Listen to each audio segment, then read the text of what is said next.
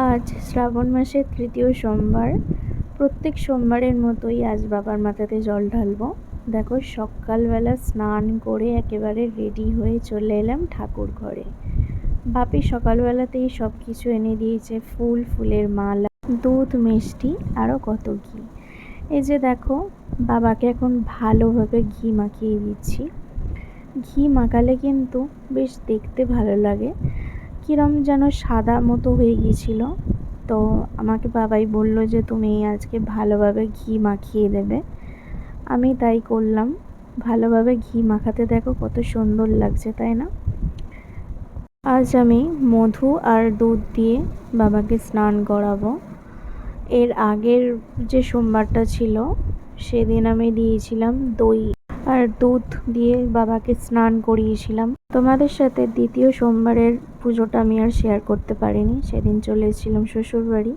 আর সেদিন মাকে নিয়ে ডাক্তারখানাও যেতে হয়েছিল, তাড়াহুড়োর মধ্যে আর করা হয়নি। এই যে দেখো, পুজো আমার চলছে। এখন আমি ভালোভাবে বাবাকে স্নান করিয়ে দেবো। আমি শ্রাবণ মাসের যে কটা সোমবার ছাড়াও আমি মাঝের মধ্যে সোমবারে আমি বাবাকে স্নান করাই এইভাবে।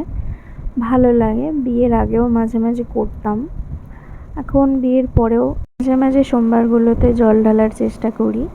এই যে দেখো, আমার একদমই পুজো কমপ্লিট হয়ে গেছে। এখন ঠাকুরের প্রসাদ নিয়ে চলে যাব নিচে। বাপি মাকে প্রসাদ দিয়ে আমি প্রসাদ খাবো। প্রসাদ আর জল খেয়ে আমি একটু ম্যাগি বানিয়ে নিলাম। এই ম্যাগিগুলো অনেক দিন ধরেই পড়েছিল, ওই জন্য ভাবলাম এই ম্যাগিগুলো বানিয়ে নেওয়া যাক। ম্যাগি খেয়েই চলে এসেছিলাম রান্নাঘরে। আজকে বানাবো পরোটা। তো বাপি মাকে আমি বললাম যে তোমরা তো ভাত খেতে পারতে, তোমাদের জন্য আমি ভাত রান্না করে দিতাম, আমি আমার জন্য একটু পরোটা বানিয়ে নিতাম। বাপি মা দুজনেই বললো, না, যেটা তুমি খাবে সেটা আমরা খাবো, আর ভাতের ঝামেলা করতে হবে না, আমরা ওই পরোটা খেয়ে নেবো। তো দেখো, মা কিন্তু খুব সুন্দর করে পরোটা বেলছিল। আমি আজকে বানিয়েছিলাম পরোটা আর ছোলার ডাল। তো বাপি মা যখনই খায় আমি সামনে দাঁড়িয়ে থাকি, কখন যেটা লাগবে সেটা তো আমাকে দিতে হবে। তারপর আমিও খাবার নিয়ে চলে এলাম ঘরে। আজকে ছোলার ডালটা কিন্তু বেশ ভালো হয়েছিল, মিষ্টি মিষ্টি। আজকের ভিডিওটা ভালো লেগে থাকলে অবশ্যই লাইক, কমেন্ট, শেয়ার করে দিও। টাটা।